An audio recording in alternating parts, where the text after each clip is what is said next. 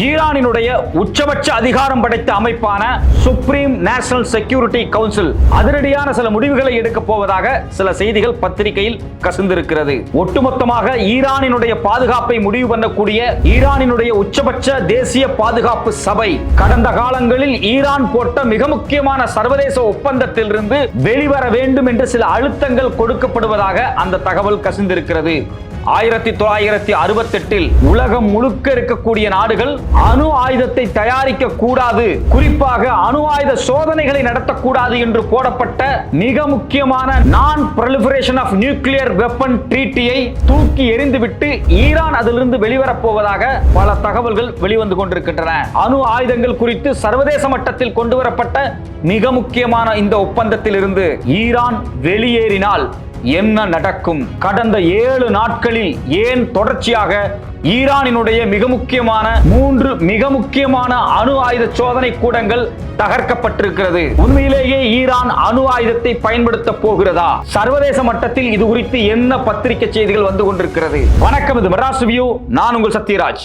ஈரானினுடைய உச்சபட்ச அதிகாரம் யாருக்கு இருக்கு அப்படின்னா ஈரானினுடைய சுப்ரீம் லீடர் தான் இருக்கு. அலி கமேனி அவர்கள் கொலை செய்யப்பட்டு விட்டார். அந்த சுப்ரீம் லீடருக்கு பிறகு அவருடைய மகன் இப்ப சுப்ரீம் லீடரா இருக்கிறார். அவருடைய தலைமையில தான் பாத்தீங்க அப்படின்னா அந்த நாட்டினுடைய ஒட்டுமொத்த பாதுகாப்பு சபையுமே இயங்கிட்டு இருக்கும். அதை வந்து சுப்ரீம் நேஷனல் செக்யூரிட்டி கவுன்சில் சொல்லுவாங்க.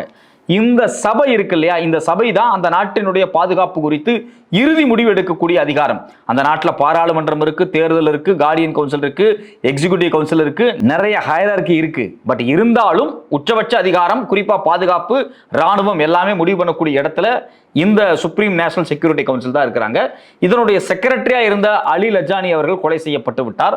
அவருக்கு பிறகு அவருக்கு மாற்றாக அடுத்த நபரையும் தேர்வு செய்து நியமித்து விட்டார்கள். சோ அப்போ கடந்த 1 மாதத்திற்கு முன்னாடி இந்த நேஷனல் செக்யூரிட்டி கவுன்சிலுடைய ஹெட்டா இருந்த அலி கமேனி அவர்களும் செக்ரட்டரியாக இருந்த அலி லஜானி அவர்களும் கொலை செய்யப்பட்ட பிறகு அந்த இரு இடத்திற்கும் வேறு நபர்களும் வந்து விட்டார்கள். இந்த சூழலில் ஒட்டுமொத்தமாக ஈரானில் இருக்கக்கூடிய பாராளுமன்ற உறுப்பினர்களும் சரி, அங்க இருக்கக்கூடிய கார்டியன் கவுன்சில் இருக்கக்கூடியவர்களும் ஒரு மிக முக்கியமான அழுத்தத்தை தொடர்ச்சியாக இந்த செக்யூரிட்டி கவுன்சிலுக்கு கொடுக்கிறார்கள் என்ற தகவல் கசிந்திருக்கிறது. எதற்காக இனிமேலும் ஈரான் இந்த சர்வதேச உடன்படிக்கையை பிடித்து தொங்கிக் கொண்டிருக்க வேண்டும்?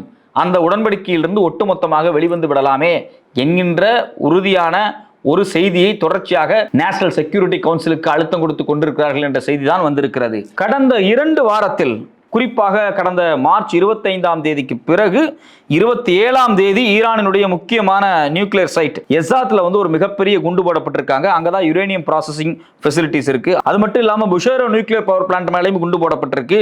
இது இல்லாம கொந்தாப் ஹெவி வாட்டர் காம்ப்ளெக்ஸ் மேலேயும் குண்டு போடப்பட்டிருக்கு. இது எல்லாமே ஈரானினுடைய மிக முக்கியமான நியூக்ளியர் பவர் பிளான்ட்ஸ் இருக்கக்கூடிய இடம்.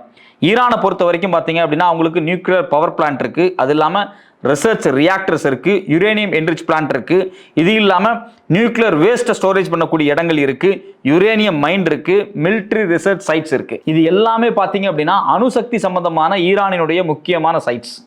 ஸோ அவங்கள்ட்ட அணுசக்தி இருக்கா? ஆமா. அவங்கள்ட்ட யுரேனியம் இருக்கா? இருக்கு. 440 கிலோ அவங்கள்ட்ட இருக்கா? ஆமா இருக்கு. அவங்க அதை என்ரிச் பண்ணியிருக்காங்களா? என்ரிச் பண்ணியிருக்காங்க. பட் ஆனால் அது லோ லெவல் என்ரிச்மெண்ட் அப்படிங்கிறாங்க. ஹை லெவல் என்ரிச்மெண்ட் அப்படிங்கிறது என்ன அப்படின்னா ஒரு 3% பண்ணலாம். அதுக்கு மேலே அந்த யுரேனியத்தை செறிவூட்டும் போது அது அணுகுண்டு தயாரிப்பதற்கான இடத்தை நோக்கி நகர்த்திரும் அப்படிங்கிறாங்க. இதில் குறிப்பாக ஒரு விஷயம் என்ன அப்படின்னா அமெரிக்கா போன்ற நாடுகள் தொடர்ச்சியாக என்ன சொல்கிறாங்க அப்படின்னா இவங்க வந்து 60% இந்த யுரேனியத்தை என்ரிச் பண்ணிட்டாங்க. 2 வாரம் 3 வாரம் டைம் இருந்தாலே இவங்க அணுகுண்டு தயாரிச்சிருவாங்க. ஸோ இது வந்து ஒட்டுமொத்தமாக உலகத்துக்கே ஆபத்து அப்படின்னு அமெரிக்கா தரப்பு, இஸ்ரேல் தரப்பு தொடர்ச்சியாக ஆரம்ப காலத்திலிருந்தே சொல்லிட்டு வர்றாங்க. இந்த யுத்தம் துவங்குவதற்கு மிக முக்கியமான காரணமே அதுதான். ஸோ இப்போ இந்த யுத்தம் துவங்கினதுக்கு முன்னாடியே பார்த்தீங்க அப்படின்னா கடந்த ஆண்டு ஜூன் மாதமே தொடர்ச்சியாக இந்த 12 நாள் யுத்தத்தில் ஈரானினுடைய முக்கியமான 3 நியூக்ளியர் சைட் மேல குண்டு போட்டு மொத்தமா அழிச்சாங்க இந்த இஸ்ரேல் தான். அதற்கு பிறகு அமெரிக்காவின் தரப்புலேயே என்ன சொல்லப்பட்டுச்சு அப்படின்னா இல்ல ஈரான்கிட்ட நியூக்ளியர் வெப்பன்லாம் கிடையாது, அவங்களோட நியூக்ளியர் சைட்ஸை வந்து ரெடி எல்லாம் பண்ணல அப்படின்னு ஒரு செய்தி வந்துட்டே இருந்துச்சு. இதை அமெரிக்காவினுடைய உளவு பிரிவு தொடர்ச்சியா சொல்லிட்டே இருந்துச்சு. ஆனா அமெரிக்காவினுடைய ஜனாதிபதி வேற ஒரு கருத்து சொல்வார், இஸ்ரேல் வேற ஒரு கருத்து சொல்லுவாங்க. இதுல வேடிக்கையே என்ன அப்படின்னா அந்த நாட்டினுடைய உளவு அமைப்பா இருக்கட்டும், அந்த நாட்டினுடைய மற்ற புலனாய்வு குழுக்களா இருக்கட்டும், இவங்க ஒரு கருத்து சொல்றாங்க. அதுல இருந்து ரிட்டையர்ட் ஆகி போன மிக முக்கியமான கவுண்டர் டெரரிசனுடைய ஹெட் எல்லாம் வேற வேற கருத்து சொல்றாரு. ஆனா ட்ரம்ப் மட்டும் ஒரு கருத்து சொல்வாரு, ஈரான் நியூக்ளியர் வெப்பன் வச்சிருக்கு, ஏதோ இவர் போய் பார்த்த மாதிரி திரும்ப திரும்ப சொல்லிட்டே இருப்பார். ஸோ இதுல முக்கியமான விஷயம் என்ன அப்படின்னா ஈரானின் மீதான யுத்தத்திற்கு முழு காரணமே அவங்க அணு ஆயுதம் வச்சிருக்கிறாங்க, இல்லை அணு ஆயுதம் தயாரிக்க போறாங்க. அந்த அணு ஆயுதத்தை தயாரிக்கிறதுக்கான அந்த யுரேனியத்தை 60% என்ரிச் பண்ணிட்டாங்க, 440 கிலோ வச்சிருக்காங்க அப்படிங்கறத அவங்க மேல வைக்கக்கூடிய ஒரு பெரிய குற்றச்சாட்டே. இந்த யுத்தம் துவங்குறதுக்கு ஒரு வாரத்துக்கு முன்னாடி அலி லஜானி அவர்கள் உயிரோடு இருக்கும்போது பல பேச்சுவார்த்தைகள் நடந்துச்சு அமெரிக்காவோடு. அந்த பேச்சுவார்த்தையில் இவங்க என்ன சொல்றாங்க அப்படின்னா, எங்கள்கிட்ட 440 கிலோ யுரேனியம் இருக்கு, பாதி நீங்க எடுத்துட்டு போங்க, எந்த நாட்டில் வேணாலும் கொண்டு வச்சுக்கோங்க, ரஷ்யா கூட அந்த யுரேனியத்தை நாங்கள் வாங்கிக்கிறோம் அப்படின்னு சொன்னாங்க. ஸோ அப்போ யுரேனியத்தை கொடுக்கறதுக்கு அவங்க ரெடியா இருந்தாங்க. அதே சமயத்தில் அவங்க ஹெவியா என்ரிச் பண்ணல, அது லோ என்ரிச்மெண்டா தான் இருக்கு. ஸோ பிறகு எதுக்காக இந்த யுத்தமே துவங்கப்பட்டுச்சு அப்படின்னா, நியூக்ளியர் அப்படிங்கிற பேர்ல கல்ஃப் நாடுகள் மத்தியில் ஈரான் ஒரு சக்தி வாய்ந்த நாடாக வளர்ந்துடக்கூடாது அப்படின்னு இஸ்ரேல் நினைக்குது. அதே சமயத்தில் ஈரானை சுற்றி இருக்கக்கூடிய இஸ்லாமிய நாடுகளும் ஈரானை போல ஒரு இஸ்லாமிக் ரெவல்யூஷனரியான அரசு உருவாயிடக்கூடாது, ஒரு மன்னராட்சி மாதிரி இருக்கணும் அப்படின்னு சவுதி மாதிரியான, கத்தார் மாதிரியான நாடுகள் நினைக்கிறாங்க. இன்னொரு பக்கம் அமெரிக்காவுக்கு சீனாவினுடைய வளர்ச்சிக்கு ஒட்டுமொத்தமாக எண்ணெய், ஹீலியம், பெட்ரோல், எல்என்ஜி எல்லாமே ஈரானிலிருந்து போகுது, ஈரானை அடிச்சிட்டோம்னா சைனா பாதிக்கப்படும் அப்படின்னு சொல்லிட்டு ஒவ்வொருத்தருக்கும் ஒவ்வொரு அஜெண்டா இருக்கு இந்த யுத்தத்தில். ஆனால் எல்லாரும் திரும்ப திரும்ப சொல்றது என்ன அப்படின்னா, இவங்க அணு ஆயுதம் தயாரிக்கிறாங்க அப்படின்னு. அதுல குறிப்பா அமெரிக்கா திரும்ப திரும்ப இதான் சொல்லிட்டு இருக்கு. ஆனா உண்மையிலேயே என்ன நடந்திருக்கு அப்படின்னா, ஈரானினுடைய முதல் அணு ஆயுத ரியாக்டரை கொடுத்தது யாருன்னு பாத்தீங்கன்னா அமெரிக்கா தான். 1951 ஈரான்ல ஒரு தேர்தல் வருது. அந்த தேர்தலில் ஜெயிச்சு பிரதமரா வர்றாரு. யார் அப்படின்னா, மக்களால் தேர்ந்தெடுக்கப்பட்ட முதல் பிரதமர் முகமது மொஸ்தக். அவர் பிரதமரா வந்ததுக்கு பிறகு என்ன நடக்குது அப்படின்னா, அங்க இருந்த பிரிட்டிஷ் பெட்ரோலிய நிறுவனங்களை அவர் தேசிய உடைமையாக்குறாரு. அவர் தேசிய உடைமை ஆக்கின உடனே பிரிட்டிஷனுடைய உளவு அமைப்பு MI6 என்ன பண்றாங்க அப்படின்னா, ஈரானுக்குள்ள ஒரு பெரிய கலவரத்தை உருவாக்குறாங்க. CIA என்ன பண்றாங்க, அமெரிக்காவினுடைய புலனாய்வு அமைப்பு, அவங்களும் ஒரு கலவரத்தை உருவாக்குறாங்க. இந்த ரெண்டு கலவரத்தையும் நாங்க தான் பண்ணோம், இதுக்கான எல்லா ஆதாரம் எங்கள்கிட்டயே இருக்கு அப்படின்னு சொல்லி கிளாசிஃபைட் டாக்குமெண்ட்ஸை 2013 ரொம்ப பெருமையா இந்த ரெண்டு உளவு அமைப்பு வெளியிட்டாங்க. ஸோ அப்போ 1951 மக்களால் தேர்ந்தெடுக்கப்பட்ட பிரதமர் அவர் அங்க இருக்கக்கூடிய எண்ணெய் கிணறெல்லாம் தேசியமயமாக்கின உடனேயே அவரை தூக்கி எறியறதுக்காக 1953 இந்த ரெண்டு நாட்டினுடைய உளவு அமைப்பும் சில ஆபரேஷன்ஸ் நடத்துறாங்க. அதனுடைய பேர் கூட அவங்களே வெளியிட்டாங்க, ஆபரேஷன் பூட், ஆபரேஷன் அஜாக்ஸ். இது குறித்து நீங்க கூகுள்ல போய் தேடினாலே அவ்வளவு கிளாசிஃபைட் டாக்குமெண்ட்ஸும் கிடைச்சிரும். அப்போ இவரை தூக்கி எறிஞ்சிட்டு திரும்ப மன்னராட்சி கொண்டு வர்றாங்க 1953. மன்னராட்சி இன்னைக்கு சொல்லிட்டு இருக்காங்களே, இந்த பகல்வா டைனாசிட்டி அமெரிக்காவில் இருக்காங்க, அவங்கள தான் கொண்டு வந்து இந்த கம்பெனிக்கு பதிலாக இந்த இஸ்லாமிக் ரெவல்யூஷனரி ஆட்சிக்கு பதிலாக வேற ஆட்சி கொண்டு வரன்னு சொல்றாங்க இல்லையா. இந்த பகல்வா டைனாசிட்டியை 53 இதே அமெரிக்கா கொண்டு வந்து உட்கார வைக்குது. உட்கார வச்சோடனே முதல் வேலை என்ன பண்ணுது அப்படின்னா, 1956 அமெரிக்காவில் இருந்து முதல் நியூக்ளியர் ரியாக்டரை கொண்டு வந்து ஈரான்ல செட் பண்றாங்க. அது வரைக்கும் ஈரான்ல நியூக்ளியர் எனர்ஜியே கிடையாது, நியூக்ளியர் ரியாக்டரே கிடையாது. இதை கொண்டு வந்து வைக்கும்போது என்ன சொல்றாங்க அப்படின்னா, ஆட்டம் ஃபார் பீஸ், அதாவது அமைதிக்கான ஒரு நியூக்ளியர் எனர்ஜி அப்படிங்கிறாங்க. அதாவது நியூக்ளியர் எனர்ஜியை சிவில் பயன்பாட்டுக்கு, கரண்ட் தயாரிக்கிறதுக்கு பயன்படுத்திக்கலாம், அமைதிக்கு பயன்படுத்திக்கலாம், அணுகுண்டு தயாரிக்க வேண்டியதில்லை, நானே உங்களுக்கு ரேடார் கொடுக்குறேன் அப்படின்னு சொல்லி முதலாக ஈரானுக்குள் ரியாக்டரை கொண்டு வந்து கொடுத்தது யாரு அப்படின்னா அமெரிக்கா தான். ஸோ இந்த ரியாக்டரை கொண்டு வந்து எஸ்டாப்ளிஷ் பண்ணி, இந்த ரியாக்டரை அன்னைக்கு இருந்த அமெரிக்காவுக்கு அடிவடியாக இருந்த அரசு தான் அணுசக்தியை முதலாக இங்கே பயன்படுத்துறாங்க. பிற்பாடு 1979 ஆட்சி மாற்றம் ஏற்படுது, இஸ்லாமிக் ரெவல்யூஷன் அங்க நடக்குது, ஒரு மிகப்பெரிய மத புரட்சி நடக்குது. அதனூடாக பார்த்தீங்கன்னா இப்ப கொல்லப்பட்டார்களே அலி கமேனி, அவருடைய சீனியர் கொமேனி ஆட்சிக்கு வர்றார். கொமேனி 10 வருஷம் இருக்கிறாரு, அவருக்கு பிறகு அலி கமேனி அவர்கள் வர்றாரு. அப்போ 1979க்கு பிறகு இந்த நியூக்ளியர் ரியாக்டரா இருக்கட்டும், இந்த நியூக்ளியர் எனர்ஜியா இருக்கட்டும், இதெல்லாம் அமெரிக்கா சார்ந்ததாக இல்லாமல் முழுக்க சைனா, சோவியத்தை சார்ந்த, இது மட்டும் இல்லாமல் பாகிஸ்தானோட உதவியில ஈரான் தங்களுடைய நியூக்ளியர் எனர்ஜியை வேற மாதிரி ரீகன்ஸ்ட்ரக்ட் பண்றாங்க. இதை பார்த்து அமெரிக்காவுக்கு கோபமாயிருச்சு. இவ்வளவு நாளா நான் கொடுத்தேன், நீ அந்த நாட்டில் கூடிய பெட்ரோல்லாம் எனக்கு கொடுத்த, புதுசா ஒரு ஆட்சி அதிகாரத்துக்கு எல்லா பெட்ரோல் எண்ணெய் வயல்களையும் தேசியமயமாக்கிட்டாங்க, இஸ்லாமிக் ரெவல்யூஷனா ஒரு தனி ஆட்சி அதிகாரத்தை கொண்டு வந்துட்டாங்க. அது மட்டும் இல்லாம நியூக்ளியர் ரியாக்டர்ஸ் முழுக்க சைனாவிலையும் சோவியத்திலையும் வாங்க ஆரம்பிச்சிட்டாங்க அப்படின்னு அந்த நாட்டின் மீது ஒட்டுமொத்தமாக ஒரு போர் தொடுக்கிறதுக்காக ஈராக்கை பயன்படுத்தி 10 ஆண்டுகள், கிட்டத்தட்ட 8 to 9 ஆண்டுகள் பார்த்தீங்க அப்படின்னா ஈரானுக்கும் ஈராக்கு இடையில ஒரு மிகப்பெரிய யுத்தம் நடக்குது.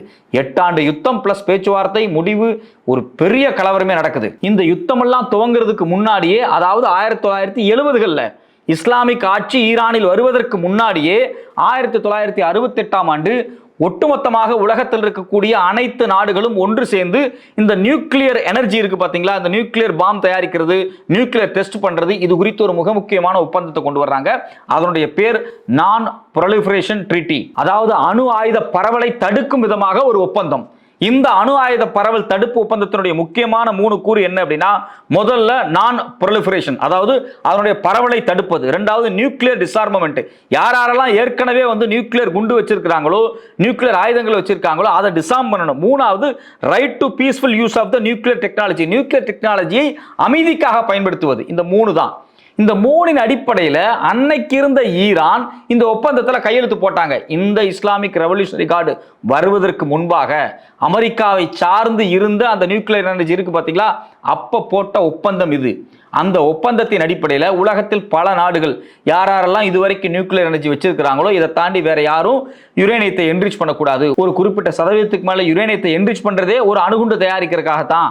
ஸோ அதெல்லாம் செய்யக்கூடாது அப்படின்னு பல தடைகள் வந்துச்சு. இதுல குறிப்பா பாத்தீங்க அப்படின்னா உலகத்துல வந்து அமெரிக்காவா இருக்கட்டும், ரஷ்யாவா இருக்கட்டும், UK, பிரான்ஸ், சைனா, இது மட்டும் இல்லாமல் இந்தியா, பாகிஸ்தான், நார்த் கொரியா, இது மாதிரியான சில நாடுகள் தான் தொடர்ச்சியாக பார்த்தீங்கன்னா இந்த நியூக்ளியர் டெஸ்ட் எல்லாம் அடிக்கடி பண்ணாங்க. அவங்கள்ட்ட தான் நியூக்ளியர் வார்ஹெட்ஸே ரொம்ப அதிகமாக இருக்கு. இப்போ அமெரிக்காட்ட பார்த்தீங்கன்னா 3700 நியூக்ளியர் வார்ஹெட் இருக்கு. ஆனால் ரஷ்யா கிட்ட 4309 இருக்கு. ஆனால் ரஷ்யாவை விட அமெரிக்கா தான் அதிகமாக நியூக்ளியர் டெஸ்ட் பண்ணியிருக்காங்க. கிட்டத்தட்ட 1030 டெஸ்ட் பண்ணியிருக்காங்க. ஆனால் ரஷ்யா பார்த்தீங்கன்னா வெறும் 715 தான் பண்ணியிருக்காங்க. UK வெறும் 45 தான், பிரான்ஸ் 210, சைனா 45, இந்தியா வெறும் 6, பாகிஸ்தான் 2. ஸோ அப்போ இது வரைக்கும் இஸ்ரேல் பார்த்தீங்க அப்படின்னா அவங்கள்ட்ட நியூக்ளியர் இருக்கிறதாகவும் நியூக்ளியர் டெஸ்ட் பண்ணதாகவும் சில செய்திகள் வந்துச்சு. அவங்களே வெளியிட்டாங்க, பிற்பாடு அவங்களே பின்வாங்கிட்டாங்க. ஸோ இப்போ இது மாதிரி ஏற்கனவே நியூக்ளியர் வெப்பன்ஸை தயாரிச்ச நியூக்ளியர் டெஸ்ட் பண்ண நாடுகளை தவிர வேற எந்த நாடுகளும் நான் நியூக்ளியர் ஸ்டேட்ஸ் யாருமே புதுசாக நியூக்ளியர் யுரேனியத்தை என்ரிச் பண்ணக்கூடாது அப்படிங்கிறதுல முக்கியமாக இந்த சட்டத்தில் வந்து இருக்கு, இந்த ஒப்பந்தத்தில் இருக்கு. இந்த ஒப்பந்தத்தின் அடிப்படையில் ஈரான் போன்ற நாடுகள் அவங்க வச்சிருந்த நியூக்ளியர் எனர்ஜியை, அந்த என்ரிச்மெண்ட்டை ஆட்டம் பாம்பை நோக்கியோ இல்ல அணு ஆயுத சோதனையை நோக்கியோ அவங்க நகர்த்தல. ஸோ 1979க்கு பிறகு ஒட்டுமொத்தமான ஆட்சி மாற்றம் ஈரானில் நடந்ததுக்கு பிறகு ஈரான் தங்களுடைய இந்த நியூக்ளியர் எனர்ஜி குறித்தான பார்வையை மாற்றிக் கொள்கிறார்கள்.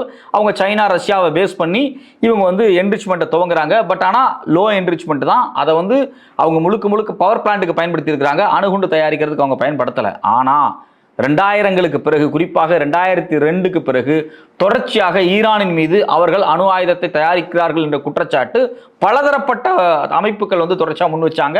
அதுக்கு பிறகு நிறைய பேச்சுவார்த்தைகள் நடந்தது. தெஹ்ரான் டிக்ளரேஷன் அப்படின்னு 2003 கொண்டு வந்தாங்க. அதில் அவங்களுடைய என்ரிச்மெண்ட்டை சஸ்பெண்ட் பண்ணிக்கிறதாகவும் சொன்னாங்க.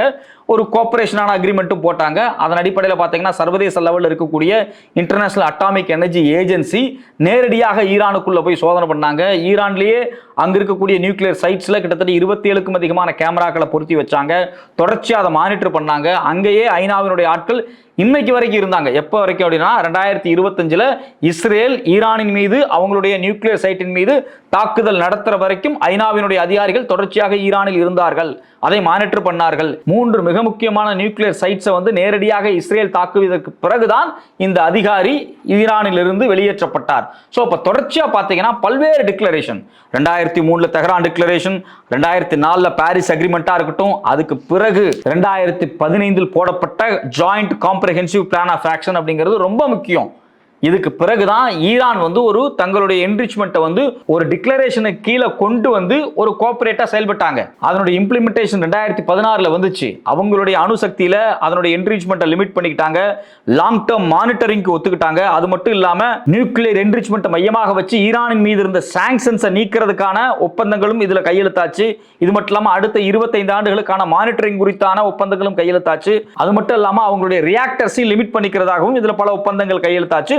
தொடர்ச்சியாக 2016 ஆண்டுக்கு பிறகு இந்த ஜாயிண்ட் காம்ப்ரிஹென்சிவ் பிளான் ஆஃப் ஆக்ஷனுக்கு பிறகு தொடர்ச்சியாக ஈரான் அவர்களுடைய என்ரிச்மெண்ட்டை லோ லெவல்லையும் அதே சமயத்தில் பவர் பிளான்ட்டுக்கும் தான் அவங்களை பயன்படுத்தினாங்க.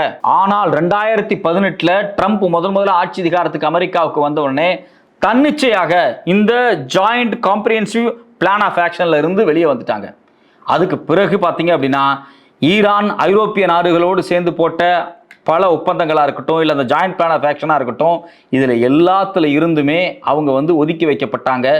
ஈரான் மீது தொடர்ச்சியாக பழி போடப்பட்டு கொண்டே இருந்தது. அவங்கள்ட்ட இருக்கக்கூடிய யுரேனியத்தை அவர்கள் வெகு விரைவில் அணுகுண்டாக மாற்ற போறாங்க, இந்த உலகத்தை அழிச்சிருவாங்கன்னு சொல்லி ஒரு மிகப்பெரிய கேம்பெயின் நடந்துச்சு. அவங்க மேல நிறைய பொருளாதார தடைகளை தொடர்ச்சியாக கொண்டு வந்தார்கள். அது மட்டும் இல்லாமல் ஈரானினுடைய மிக முக்கியமான நியூக்ளியர் சயின்டிஸ்டை டார்கெட் பண்ணி கொலை பண்ணாங்க. 2020, 21, 22, 23 இந்த காலகட்டத்திலிருந்தே தொடர்ச்சியாக மிக முக்கியமான சைபர் அட்டாக், அது மட்டும் இல்லாம அவங்களுடைய நட்டான்ஸ் யுரேனியம் என்ரிச்மெண்ட் யூனிட்டை தாக்குனாங்க. இது இல்லாம ஃபார்டோவை தாக்கி இருக்கிறாங்க, இஸ்ஃபகானை தாக்குனாங்க, பரஞ்சி தாக்குனாங்க. இது மாதிரி தொடர்ச்சியாக ஈரானினுடைய நியூக்ளியர் சைட் எல்லாமே வெகு வேகமாக தாக்கப்பட்டு கொண்டே இருந்தது.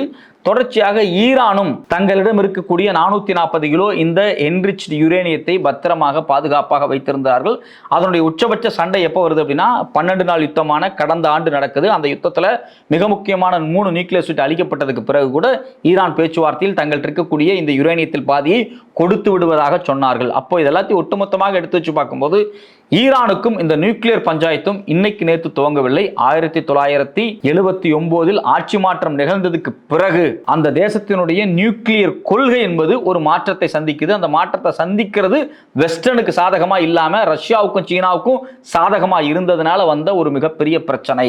இதுல குறிப்பா என்ன சொல்லணும்னா, உலகம் முழுக்க இருக்கக்கூடிய பல நாடுகள் யுரேனியத்தை என்ரிச் பண்ணிட்டு தான் இருக்கிறாங்க. அவங்க எல்லாருமே ஏதோ ஒரு வகையில் யுரேனியத்தை செறிவூட்டிக்கிட்டு தான் இருக்கிறாங்க. தொடர்ச்சியாக அமெரிக்காவாக இருக்கட்டும், நார்த் கொரியாவாக இருக்கட்டும், சைனாவாக இருக்கட்டும், பிரான்ஸாக இருக்கட்டும், பல நாடுகள் 1979க்கு பிறகு நியூக்ளியர் ஹெட்ஸை உருவாக்கிட்டு இருக்கிறாங்க. நியூக்ளியர் டெஸ்ட்டை பண்ணிட்டு தான் இருக்காங்க. இந்தியா கூட தான் பண்ணியிருக்கு, பாகிஸ்தானும் பண்ணியிருக்கு. ஸோ அப்போ நியூக்ளியர் ஸ்டேட்டை தவிர்த்து வேற யாருமே பண்ணக்கூடாது அப்படிங்கிறதான் நான் ப்ரொலிஃபரேஷன் நியூக்ளியர் வெப்பன் ட்ரீட்டி. இந்த ட்ரீட்டியை இன்னைக்கு வரைக்கும் ஈரான் மதிச்சுக்கிட்டு தான் இருக்கு.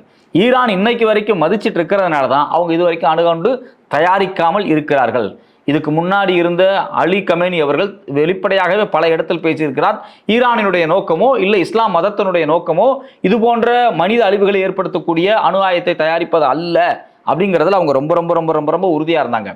ஆனால் என்னைக்கு 2018க்கு பிறகு அமெரிக்கா தன்னிச்சையாக இந்த ஜாயின்ட் காம்ப்ரிஹென்சிவ் ஒப்பந்தத்திலிருந்து வெளிவந்து ஈரானை தனிமைப்படுத்தி அவர்கள் மீது பொருளாதார தடைகளை கொண்டு வந்து மிகப்பெரிய நெருக்கடிக்கு உள்ளாக்கி அந்த நாட்டினுடைய பொருளாதாரத்தை சீர்குலைத்தார்களோ, அதற்கு பிறகு 2026 நேரடியாக இன்றைய யுத்தம் துவங்கப்பட்டதோ, இப்போ ஈரானினுடைய சுப்ரீம் நேஷனல் செக்யூரிட்டி கவுன்சில் இதை மறுபரிசீலனை செய்யலாம்.